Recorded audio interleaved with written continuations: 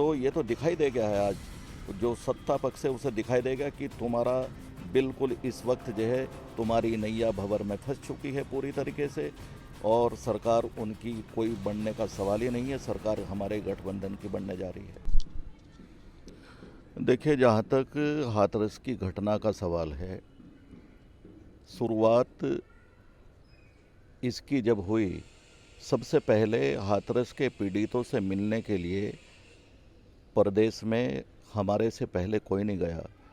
मैं अपनी कांग्रेस पार्टी के निर्देश पर मैं एक डेलीगेशन को लेकर हाथरस पहुंचा, बल्कि हाथरस से पहले अलीगढ़ मेडिकल कॉलेज में जहां पे वो लड़की भर्ती थी मनीषा, उससे मेरी खुद बात हुई। मैंने उससे बात की, तमाम उसने अपनी घटना, अपने साथ हुई घटना के बारे में उसने विस्तार से मुझे बताया था। और मेरे साथ करीब 6 लोग और थे उस प्रतिनिधिमंडल में, उनसे मेरी उनके सामने ही सबके बात हुई। वो लड़की वहाँ पे आईसीयू में एडमिट थी। हम 2 लोगों को ही परमिशन हॉस्पिटल ने दी थी अंदर आईसीयू में जाने की। तो मैंने उस लड़की से सारी घटनाक्रम पूछा। उस लड़की ने बताए थे कि मेरे साथ 4 मुलजिम थे, 4 लोगों के उसने नाम बताए, वो हमने नोट किए, और उसने अपने साथ हुई घटना के बारे में खुल्लम खुल्ला उसने खुलासा किया कि कैसे कैसे मेरे साथ जाती हुई, मुझे किस तरीके से दुपट्टा गले में डाल के मुझे उस दुपट्टे से खींचा जिससे मेरी गर्दन टूट गई। और उसने कहा कि अंकल, मेरी जीभ तो अब इस वक्त ठीक है, लेकिन मेरे हाथ और पैर बिल्कुल काम नहीं कर रहे हैं, बिल्कुल सुन्न हैं, मेरे हाथ पैरों में कोई मूवमेंट नहीं है। तब फिर मैंने डॉक्टर से बात करी, तो डॉक्टर ने बताया कि सर्वाइकल की जो ऊपर की कुछ ये जो बोन होती है उसमें फ्रैक्चर है, जिसकी वजह से नर्व दबी हुई है और उसकी वजह से ही उसके हाथों और पैरों में मूवमेंट नहीं है। मैंने डॉक्टर से कहा, आपने इस लड़की को भर्ती हुए लगभग 4-5 दिन हो गए, आपने इसका क्या अब तक इसे मेडिकल एड दी है? आपने इसका मेडिकल एग्जामिनेशन किया है? इस लड़की के साथ दुराचार हुआ है? कह लगे, हम बिना लड़की की इजाज़त के उसके प्राइवेट पार्ट को छू नहीं सकते। मैंने कहा, डॉक्टर ये बकवास करते हैं आप, अगर अलबत्ता तो ऐसा कहीं नहीं है बिल्कुल।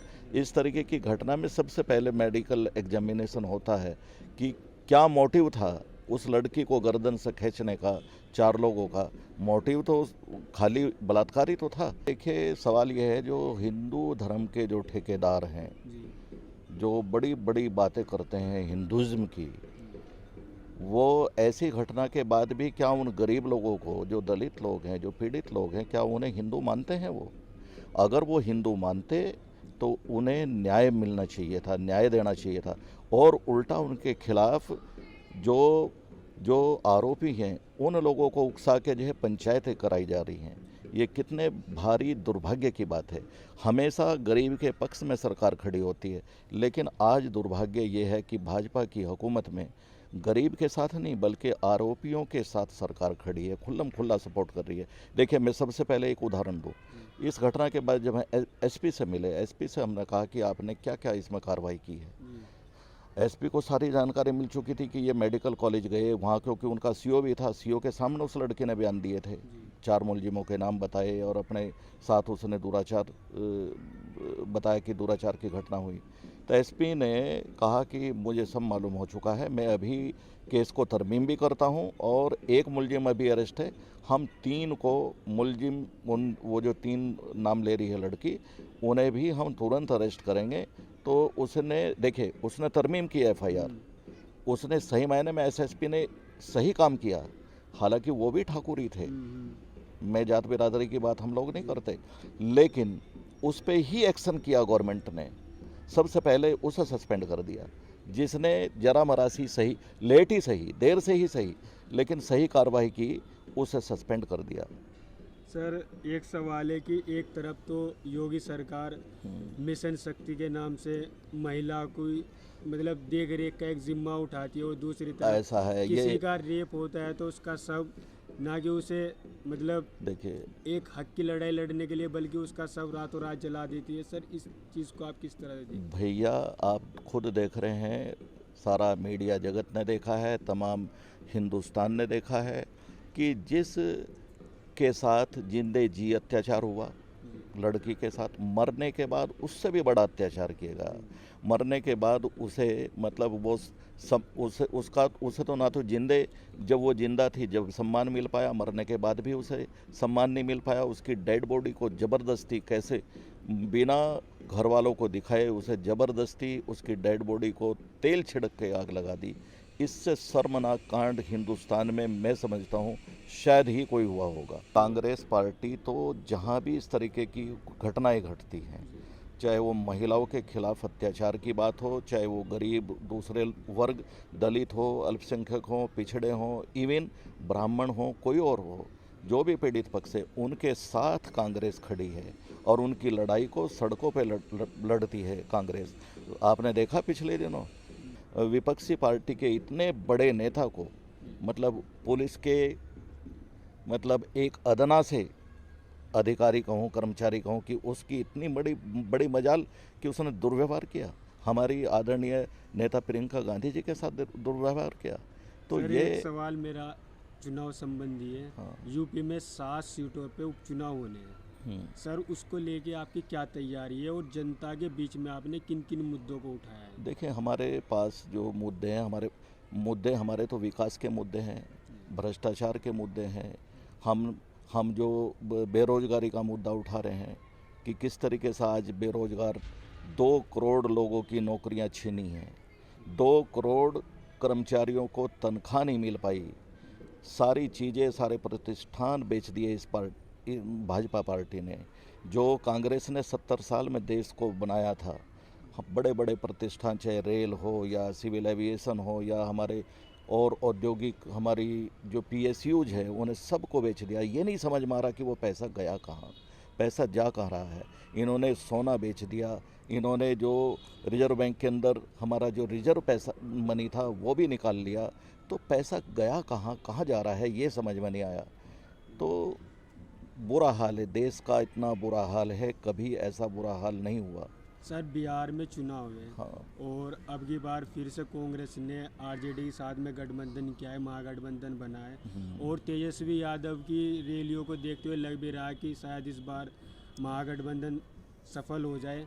सर, क्या लगता है कि अब की बार महागठबंधन सफल हो पाएगा या फिर निश्चित रूप से आप देख नहीं रहे वहाँ किस कदर लोगों के अंदर जुनून है, कितनी भारी पब्लिक वहाँ जो है हमारे गठबंधन के लिए आ रही है।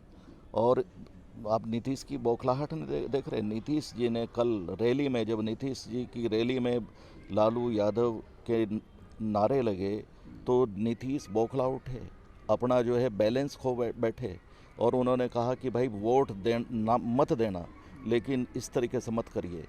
तो मुख्यमंत्री को इस तरीके से फेस करना पड़ रहा है, पब्लिक जो है उसे उन्हें सुनना नहीं चाहती।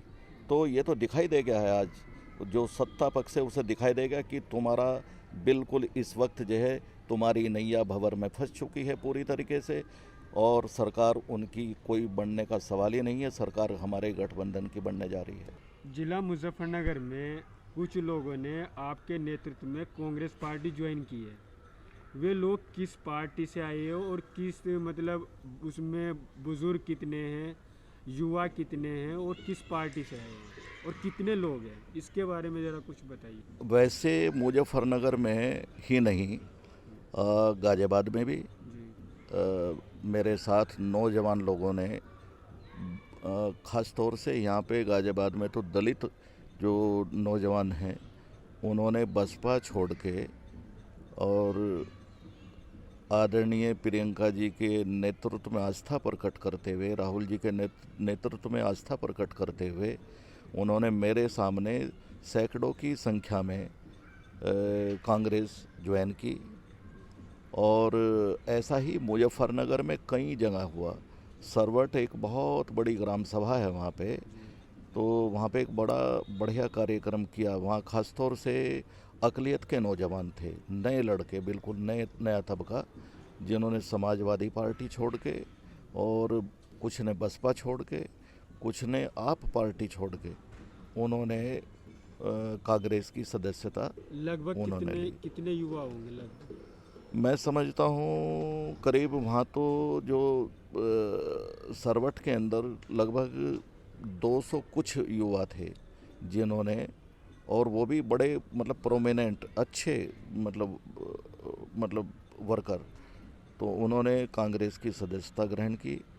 फिर अभी बल्कि परसों मैं आपको बताऊं, खामपुर एक गांव पड़ता है पुरकाजी विधानसभा का, उसमें भी नौजवान लड़कों ने खुद ही मुझे बुलाया और बहुत बड़ी तादाद में वहाँ एक फरमान अब्बासी करके एक नौजवान है, उस उन्होंने मोबिलाइज किया, और उनके मोबिलाइज करने से समझ लो या उन्हें खुद एक जुनून है कांग्रेस पार्टी के लिए, उन्होंने बहुत बड़ी तादाद में कांग्रेस की सदस्यता ग्रहण की।